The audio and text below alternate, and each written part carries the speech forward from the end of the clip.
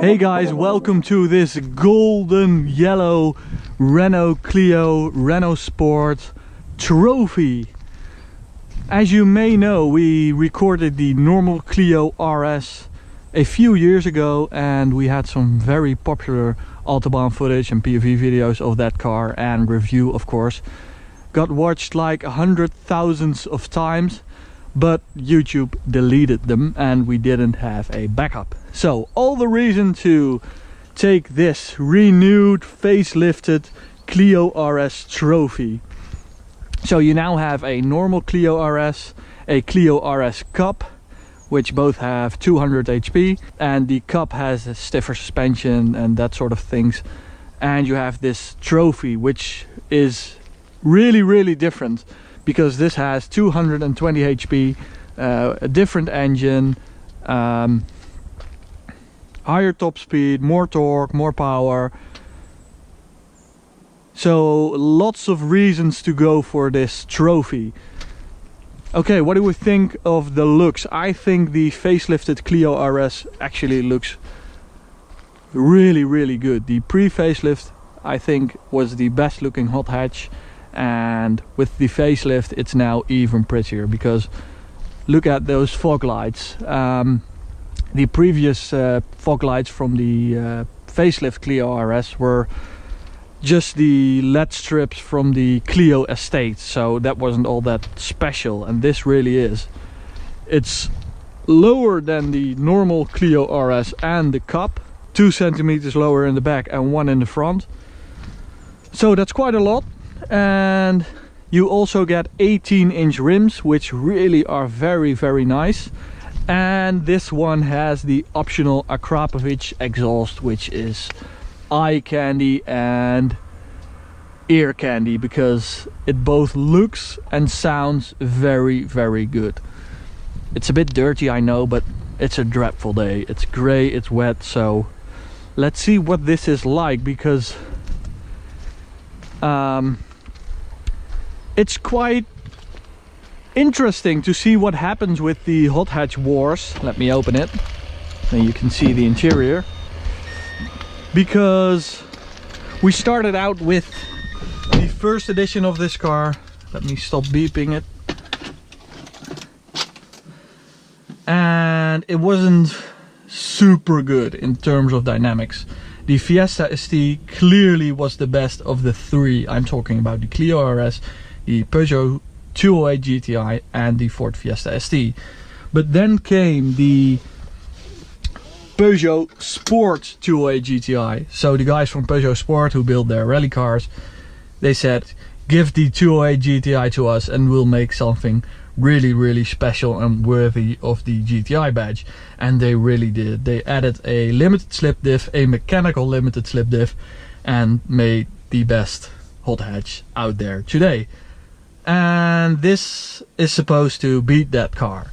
So Renault Sport also decided to re-engineer and redesign their car, and this is the result. So let's see if it's better than the Peugeot Sport 208 GTI. So we just finished recording the exhaust sound. So we have a GoPro on the back of the car, and it was right on the park distance control thingy, and that's why there is a error in the dash, and that's because of the PDC that's not working properly. So don't mind it.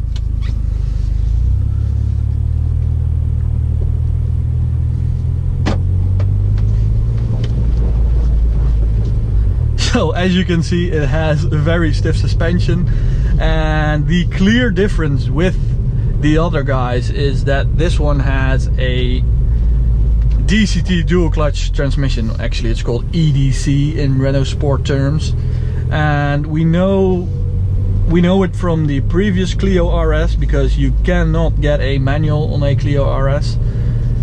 And in terms of comfort, it was very good. It's very nice and very mature to drive a hot hatch with a dual clutch, but it's just not very good when you want to attack some roads. it's a bit laggy, the response wasn't very good, and it didn't involve you with the driving. And they now re-engineered this gearbox and it's 30% sharper and faster, so it should be better.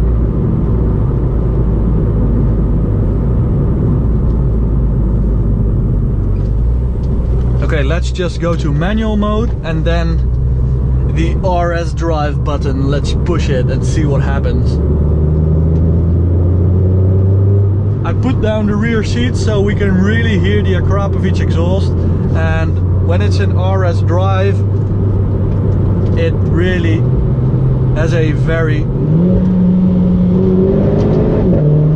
loud and cool sound, because that's one of the problems with the 1.6 turbo hot hatches. They all sounded terrible, and I think with this Akrapovic exhaust, man, it's sure got a lot better.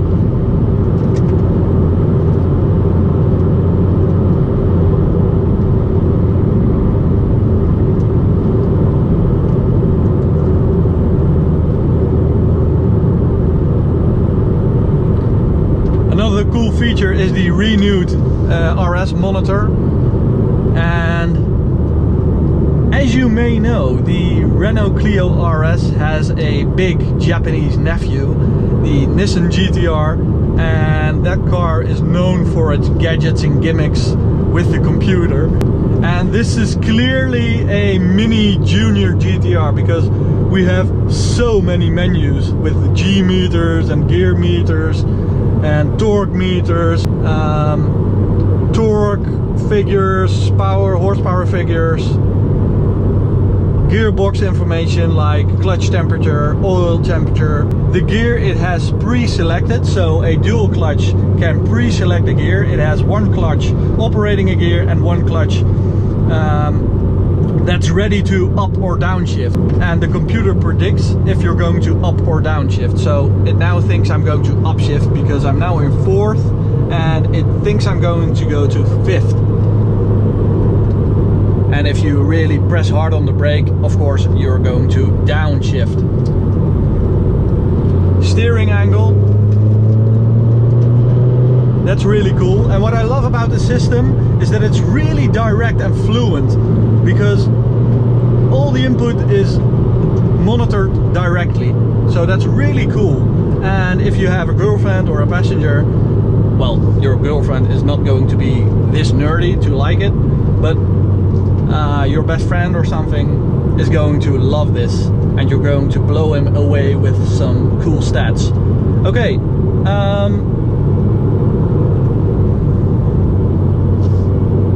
we also have a lap time meter, and you can plug in a USB thing to record some lap times, and you can get all the G information, horsepower, braking, whatever, and you can review it on your computer.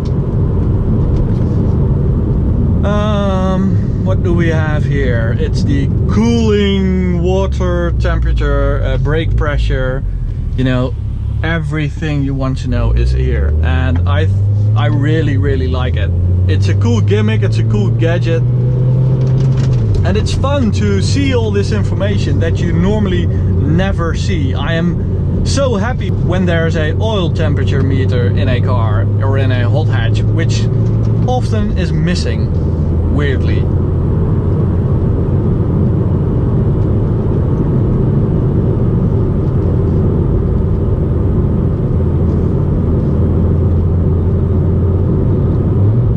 Okay, then the drivetrain. We have a 1.6 turbo, and it has a bigger turbo, different intake, different exhaust in comparison to the normal Clio RS, and it does not have a limited slip diff. Well, an electrical one, but it's just not the same as a mechanical one. Okay, so this is the problem with not having a limited slip diff. Let me turn on launch control by pulling both pedals towards me. Launch control active, full on the brake, gas. And and it just smokes up the front tires. It does not have any grip. It's terrible actually, and the gearbox is now completely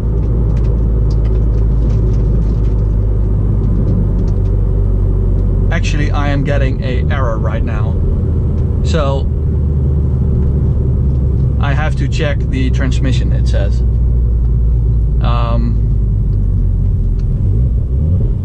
Wow, this is the first time I'm using launch control and I immediately get an error. Okay, the launch control clearly isn't capable of handling the power. The gearbox isn't, the clutch isn't. Okay, let's just restart it and let's see what happens.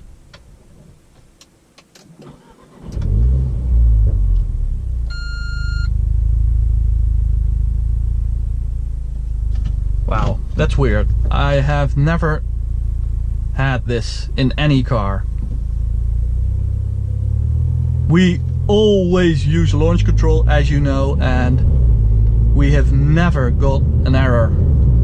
This is the first time. Okay, so I advise you, if you're going to buy a trophy, to not use the launch control unless it's like 40 degrees Celsius outside and you can fry an egg on the tarmac, because it needs a lot of grip in order to actually work.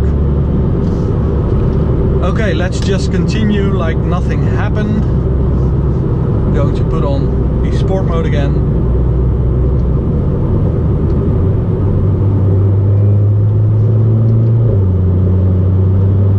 Okay, the car seems fine again.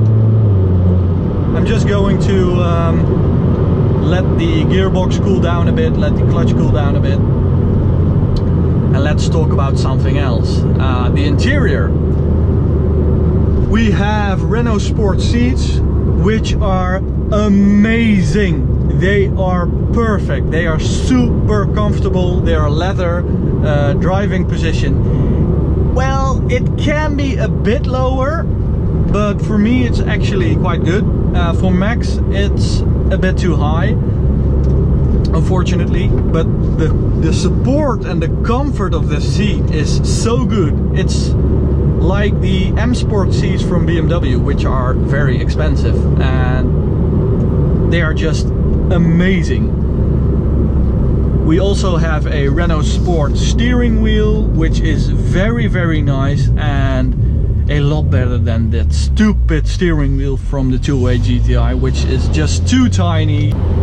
But this really is very, very nice. Feels just right.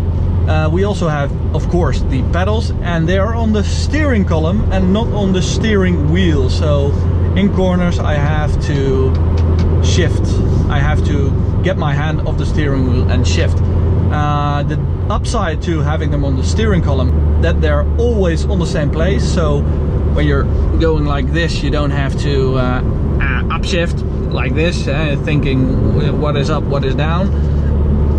The downside is that you have to take your hand off the steering wheel.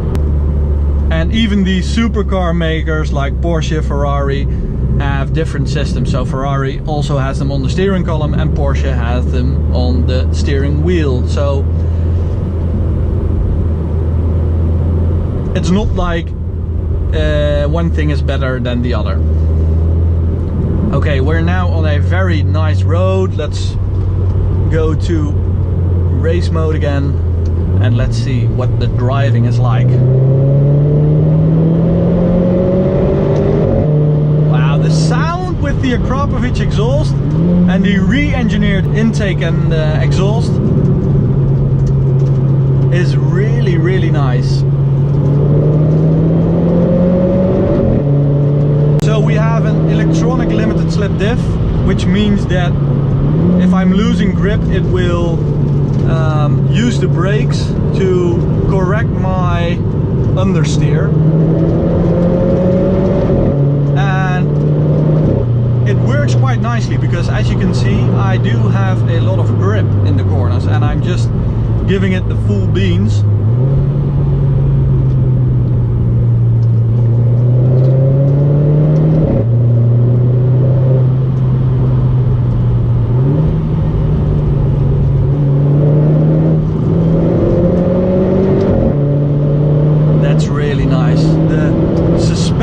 this car is so good. It's very, very sharp. It offers a lot of feel. You can really feel the car through your seat. And although it's very sharp, very firm, it never gets bouncy or super uncomfortable. And that's one of the best things about this car. It drives like a much bigger, much more comfortable car, even though it's a very sharp, very nimble hot hatch. And in that regard, the dual clutch transmission is a good choice by Renault Sport, because you can drive this any day in traffic and you'll absolutely love it. When you do that with a Peugeot Sport 2A GTI or a Ford Fiesta ST, which are both very, very firm, especially the Fiesta ST is super uncomfortable. And when you're in traffic, you need to use your clutch and manual transmission. I know it's not the criterion for a hot hatch, but a hot hatch also has to be a car, if you know what I mean. And in that regard, this clearly is the best car of the three. So, is the Clio RS trophy the new king of hot hatch? No, it isn't. The Peugeot Sport 2A GTI still is king, and this, I think, is the best choice of the hot hatches, because even though it's not the best hot hatch, it's clearly the number 2 after the Peugeot Sport 2A GTI. But if it were my own money, I would go for this, because it's such a great car. It's such good value for money, and I would definitely get the trophy with the Akrapovic exhaust and just have lots of fun and use it for any day in any circumstances. Okay, thank you for watching, and don't forget to check out the POV on the Autobahn, and you can see the acceleration and such. Thank you guys.